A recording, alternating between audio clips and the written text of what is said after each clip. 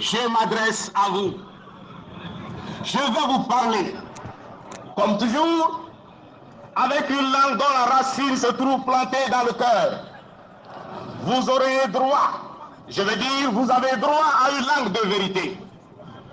Pour cela, sans bouche pour parler et sans les mains pour applaudir, je vous prie de m'écouter ce soir. De mon côté, sans oreilles pour vous entendre, ni mes yeux pour vous voir, je vais vous parler. Oui, un dialogue entre niais et aveugle est possible. C'est un tel exercice que je vous convie ce soir. Le moment est historique. Demain, vous pourrez dire, nous y étions, nous avons vu et nous avons entendu. Quant à moi, je pourrais dire demain, le PNP a parlé ce jour-là. Nous tenons pour vrai l'assertion selon laquelle un peuple qui refuse de faire l'histoire doit se préparer à la subir. Or, choisir de subir l'histoire, c'est abdiquer. Et puis, il n'y a rien de plus pénible. L'éclipse ayant écourté le jour radieux annoncé par le président Sylvanus Olympio est vraiment longue.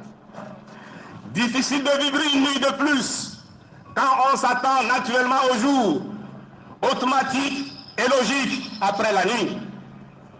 Ironie du sort, la longue nuit dont parlait le père de l'indépendance fut même plus brève que la seconde nuit qui, en fait, dure jusqu'à ce jour. Dites à Sylvanus Olympio que le jour se fait toujours attendre. Quel messager pourra rapporter au président que la deuxième nuit qui s'est abattue sur le Togo est plus incertaine parce que plus obscure, plus lugubre et plus sinistre? C'est la nuit des superlatifs négatifs. Certainement qu'il en souffre avec nous. Les morts ne sont pas morts. Sylvanus Olympio est mort. Donc Sylvanus Olympio n'est pas mort. Pour ce pays qui portait l'espoir d'un peuple et celui de tout un continent, qui l'aurait cru?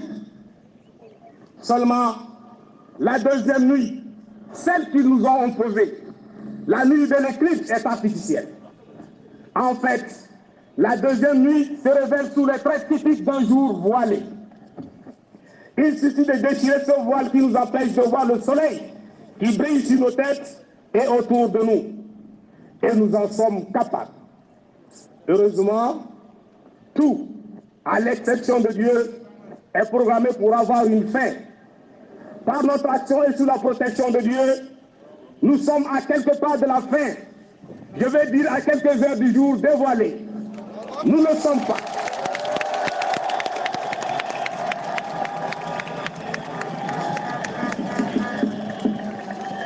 Nous ne sommes pas loin du jour. Et je vois le jour. Je vois ce jour nouveau qui sonnera la fin des privilèges insolents de la minorité, qui rappelle ceux de la France d'avant 1789. Ce jour sera annoncé dès l'aurore par un soleil radieux d'Afrique qui brillera sur un Togo digne et respecté, un Togo réconcilié à jamais avec lui-même, loin de la division territoriale, ethnique, professionnelle, religieuse, etc. Ce sera la fin du pillage. Ce sera la fin du pillage, la fin d'une des plus vieilles dictatures du continent, la mise à mort définitive du dernier système politique dinosaurien du continent.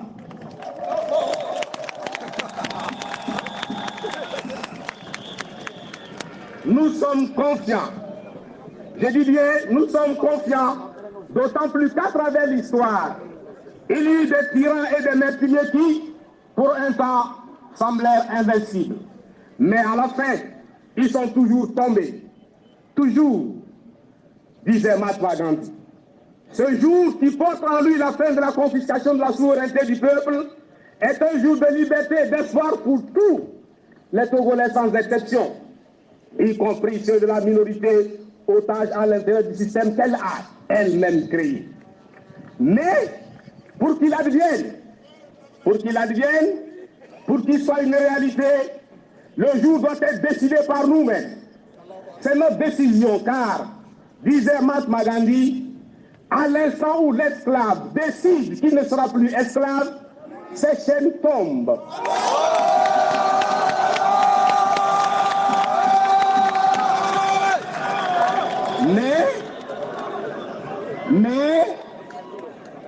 Mais pour qu'il advienne, mais pour être décidé par nous-mêmes, de le dire, le jour doit être voulu. C'est notre volonté. Je parle de la majorité exclue et à l'espoir assassiné. Alors réveillez-vous. Comment ne pas le vouloir alors que nous sommes unanimes sur notre condition de vie? Après tout, les difficultés de la vie de tous les jours auxquels l'on nous a soumis ne nous ont-elles pas suffisamment rapprochés? La misère a fini par recoller les morceaux constitutifs des éléments du cercle de la division de la famille Yacimbe qui a cimenté pendant plus de 50 années le régime rapace RPT uni.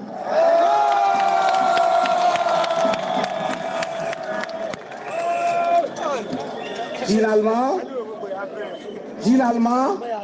sous l'effet conjugué et contre-productif de la misère, des conditions de subsistance et de la lutte permanente pour la survie, ce qui a été divisé par la ruse, la peur et l'argent est en voie de réunification.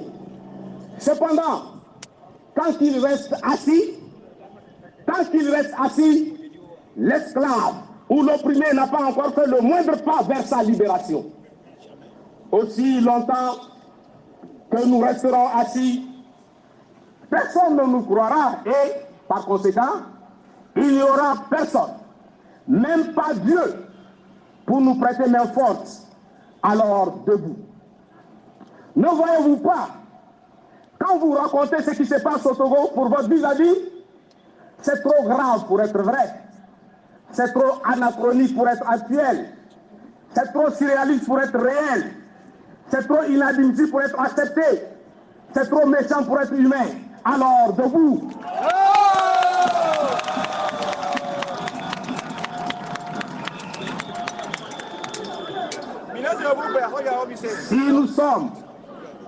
Si nous sommes encore à espérer quelque chose de ce régime, eh bien, nous n'avons rien compris. Ni honte, ni pitié. La minorité veut le pouvoir et tout le pouvoir. Elle veut les richesses de toutes les richesses. Elle veut toutes les richesses. Elle veut les richesses et toutes les richesses du pays à nous tous. Dans ces conditions, il est absolument illusoire de croire à une quelconque lueur d'espoir. Le refus d'un projet commun de vie, le rejet du constitutionnalisme et de l'alternance politique au profit de la monarchie, la duplicité, la mauvaise foi et le manque de volonté politique du régime sont patents. Que de coups d'État perpétrés dans le seul pays. Sylvanus Olympio en 1963, Nicolas Duniski en 1967, Kleber Dajo en 1967, Ouattara Fambaré Nachaba en 2005. Que d'élections tripatouillées. Au Togo, ceux qui gagnent les élections ne gouvernent pas.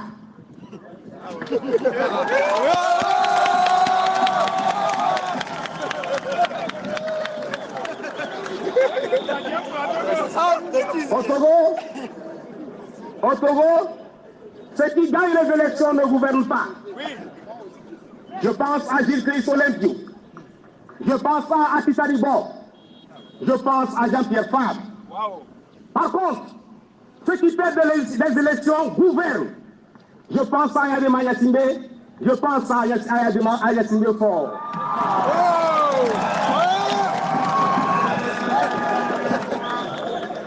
Mais quel paradoxe électoral!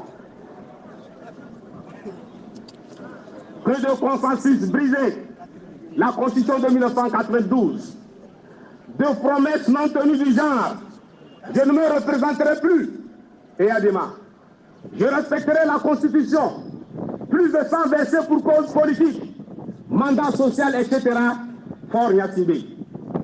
Que d'engagements signés, mais jamais respectés, l'accord politique global. De 1990 à 2017, cela fait 28 ans que le dilatoire perdure. que de chantiers annoncés mais jamais entamés sérieusement ou inachevés. Je pense à la réconciliation nationale démarrée depuis 1963. Je pense aussi à la décentralisation annoncée par une loi de 1998. Je ne m'arrête pas sur la loi récente de désintégration du territoire national sous prétexte de décentralisation. Avec cette loi, la stratégie de division, le diviser pour régner, vient d'être portée à ses limites les plus extrêmes. Que de citoyens jetés et gardés en prison sans fondement juridique, et ceci, malgré parfois les décisions de la Cour de la CEDEAO. Je ne parlerai pas des décorations des personnes lugubres, pour reprendre Baudouin Tété. Car en plus du très célèbre Kouloum, Dieu sait combien ils sont. Et quand vous vous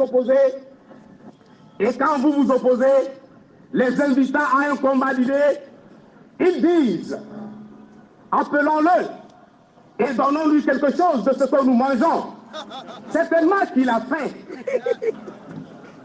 Quand vous refusez, il cherche à vous faire peur. Et quand vous résistez, il cherche à vous éliminer. Voilà le jeu démocratique au Togo.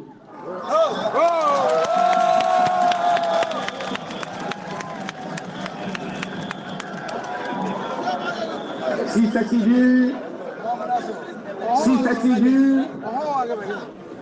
si dur, c'est parce que nous avons affaire à l'État et non au parti FPT unir comme parti politique.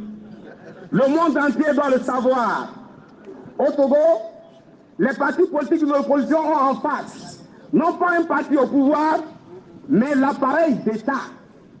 Nous sommes encore à l'heure du parti État qui, non seulement utilise les ressources publiques, mais aussi embrigade toutes les institutions et l'administration. Sous ce rapport, l'espoir qui continue de nous animer n'est pas raisonnable, ne voyez-vous pas? Sous une dictature, méfiez-vous des petites phrases. Des phrases apparemment anodines car elles cachent souvent une réalité implacable et impitoyable pour le peuple qui les entend sans réagir. Ces phrases du genre « Mon père m'a dit » une minorité s'accapare des richesses du pays. Compteur à zéro trahissent le désastre dont le dictateur est porteur.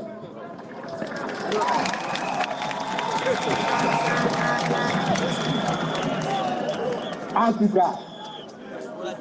tout cas, demain, vous ne pourrez pas soutenir que Ford vous a caché ses intentions de gouvernance ou que Christophe Tchaou ne vous a pas alerté.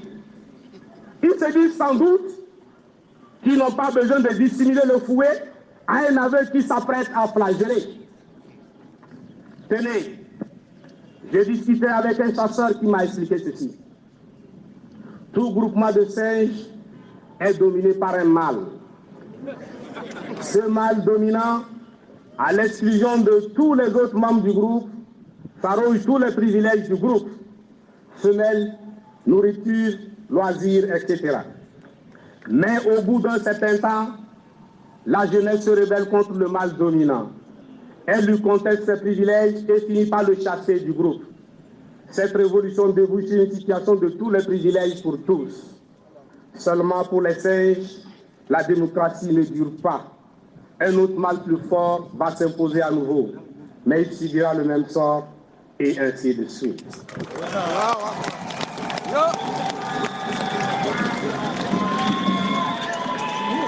Si dans cette société, la démocratie est toujours brève, c'est parce que les singes ne sont pas capables de se donner des lois. Le juridique et le politique restent encore l'apanage de l'homme.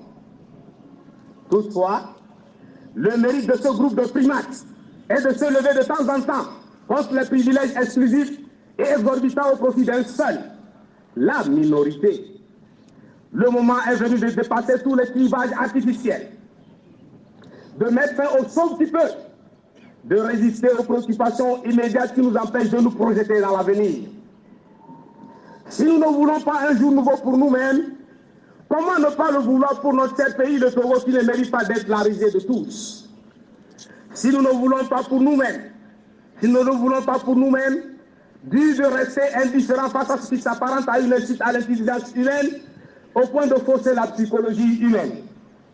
Si nous ne le voulons pas pour nous-mêmes, difficile de ne pas le vouloir pour nos enfants. Regardez l'alimentation de nos enfants. Réfléchissez sur notre école. Que dire de ce que nous continuons d'appeler hôpitaux ou centres de santé? La barbarie qui a eu lieu au campus universitaire de Lomé est encore fraîche dans notre mémoire collective.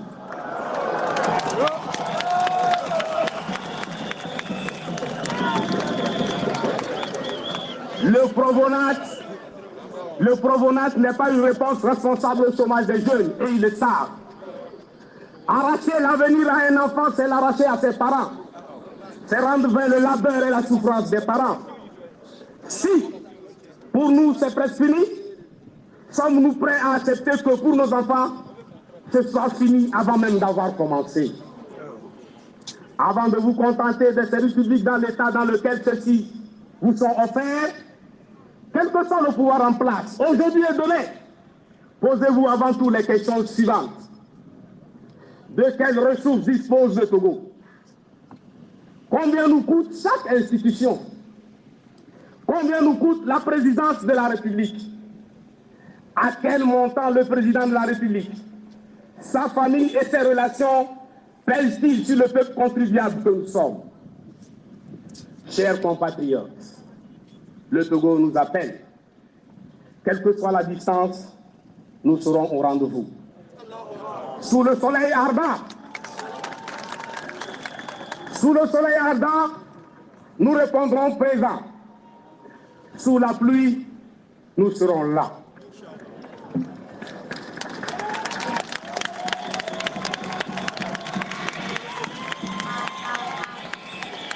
Contre les vagues les plus meurtrières, nous crierons victoire.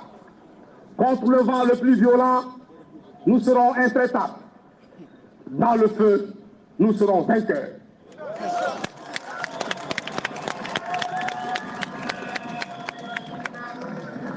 S'ils veulent nous enterrer, eh bien qu'ils nous tuent. Nous n'accepterons pas d'être enterrés vivants.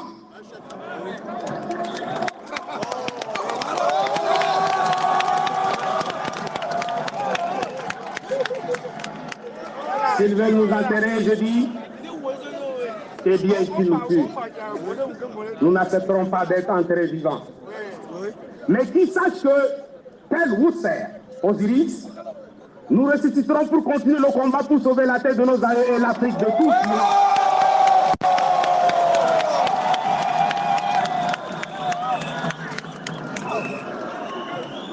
En dépit des risques dont nous sommes parfaitement conscients, nous ne sommes pas naïfs. En dépit des risques dont nous sommes parfaitement conscients, nous serons le jour J une armée de femmes et d'hommes pacifiques. Ni violence verbale, ni violence physique. Tel est le mot d'ordre de la marche des spoliés. Ce n'est pas une affaire d'hommes, de femmes ou de garçons, mais une affaire d'hommes, de femmes et de jeunes. Ce n'est pas une affaire de Lomé, d'Améro, de Sévier, de Palimé, d'Apapamé, de Chamba, de Bafilo, de Mango, de Dapao, etc. Ce n'est pas non plus une affaire d'Évé, de Mova, d'Anna, de Kabie, d'Aposo, de Chamba, de Tem, de Mossi, de Naudin, et que sais-je encore.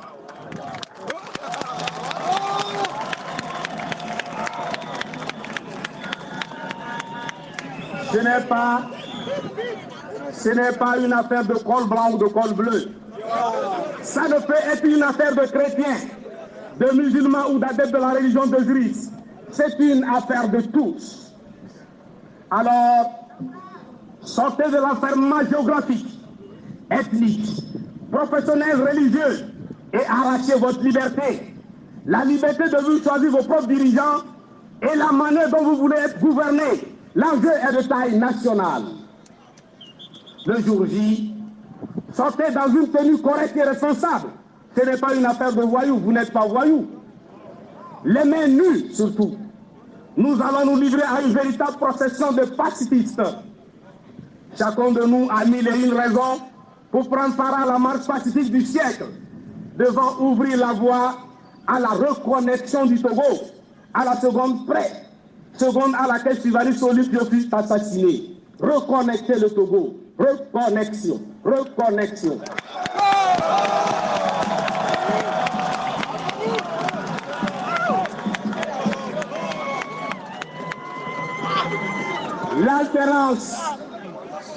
L'alternance ne viendra pas taper à notre porte. On n'obtient pas le changement en restant chez soi. Quant à la crainte, pour paraphraser Montesquieu, elle ajoute à nos peines. Si vous sortez nombreux, comme vous n'êtes jamais sortis, vous obtiendrez ce que vous n'avez jamais obtenu depuis tout ce temps-là, c'est-à-dire l'alternance.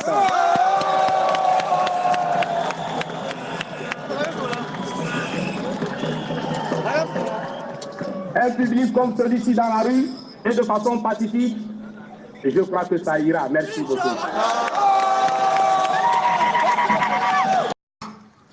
De votre entourage, il y en a qui soucient. Nous-mêmes en avons assez. Mais que voulez-vous? Avez-vous vraiment besoin de voir les 6 millions de Togolais de reprendre vous seuls? Sachez que la force a ses limites. Le pouvoir de l'argent aussi. Aujourd'hui, nous sommes arrivés à l'extrême extrémité du jusqu'au-boutisme dans lequel le pouvoir PTUNI s'est ennuyé depuis 1990. C'est l'impasse, le cul de sac. La statique est sur le point de rompre, c'est évident. Au chef des États membres de la CEDEAO, nous demandons une attention particulière vis-à-vis de la manière dont le président en exercice va montrer l'exemple dans la manière de traiter la question de la liberté de manifestation dans son propre pays.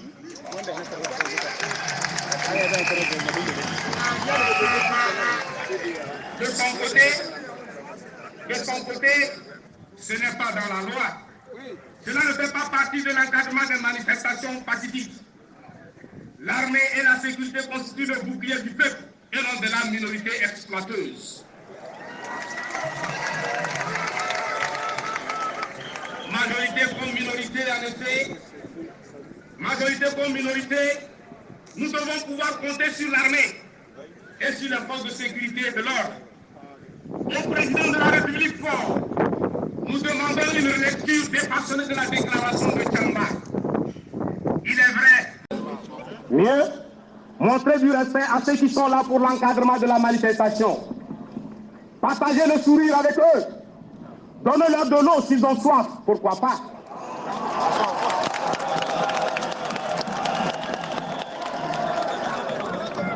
Au cours de cette marche,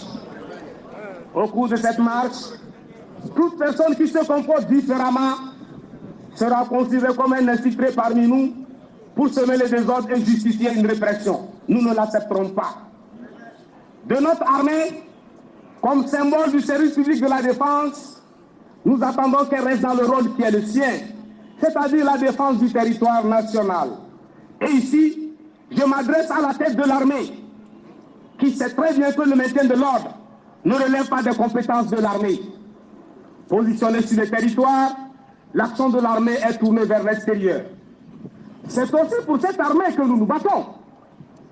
Nous savons qu'elle n'oublie pas le changement substantiel intervenu dans son traitement au sortir de la conférence nationale souveraine. Elle ne l'a pas oublié.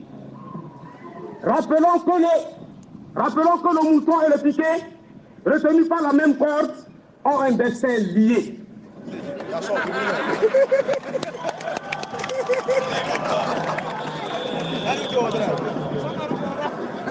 À nos chers frères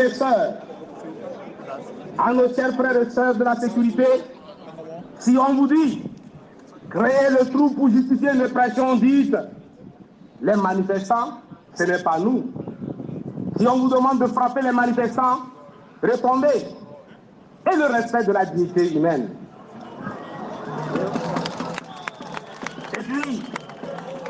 Et puis, ce sont des Togolais. Nous ne pouvons pas utiliser du matériel acheté par le peuple, pour le peuple, contre le même peuple. C'est une absurdité.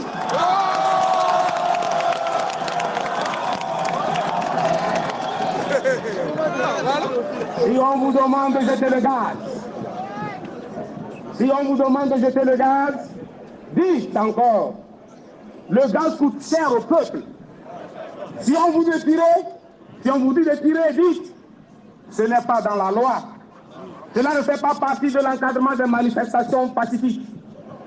L'armée et la sécurité constituent le bouclier du peuple et non de la minorité exploiteuse. Majorité comme minorité, en effet, majorité comme minorité, nous devons pouvoir compter sur l'armée et sur les forces de sécurité et de l'ordre. Au président de la République fort, nous demandons une relecture dépassionnée de la déclaration de Tchamba. Il est vrai que pour l'instant, le système tient encore. Mais pour encore combien de temps? Cette vérité, Monsieur le Président, votre entourage la connaît. Pourquoi ne vous disent-ils pas la vérité? Cette vérité, vous la connaissez vous-même. Pourquoi refusez-vous de vous dire la vérité à vous-même? Arrêtez de reporter ce dialogue avec vous-même. C'est le moment. De votre entourage, il y en a qui s'excusent. Nous-mêmes en avons assez. Mais que voulez-vous? Avez-vous vraiment besoin de voir les 6 millions de Togolais dehors contre vous seuls? Sachez que la force a ses limites. Le pouvoir de l'argent aussi. Aujourd'hui, nous sommes arrivés à l'extrême extrémité du jusqu'au-boutisme dans lequel le pouvoir a été uni s'est emmené depuis 1990. C'est l'impasse, le cul de sac. La statique est sur le point de rompre, c'est évident. Au chef des États membres de la CEDEAO, nous demandons une attention particulière vis-à-vis de la manière dont le président en exercice va montrer l'exemple dans la manière de traiter la question de la liberté de manifestation dans son propre pays.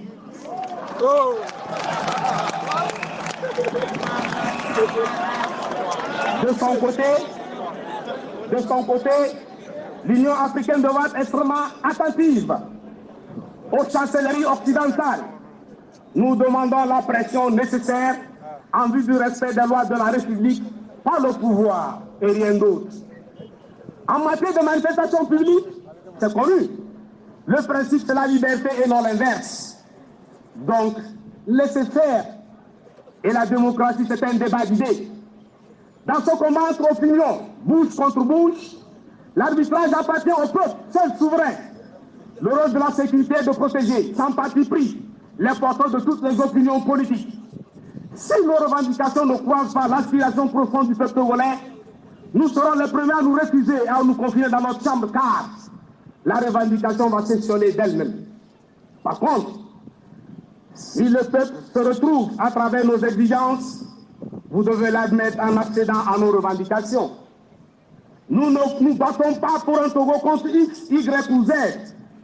Il s'agit de tourner la page et gouverner autrement le Togo. Reconnecter le Togo, voilà l'enjeu principal. Durant toute cette longue nuit, nous avons suffisamment appris sur tout ce qu'il faut éviter en matière de gouvernance. Comme une fausse réponse, un mauvais exemple est bon pour la pédagogie.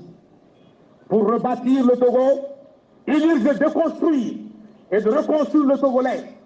Pour cela, il faut arracher le Togo à la minorité au profit de la majorité et de la minorité.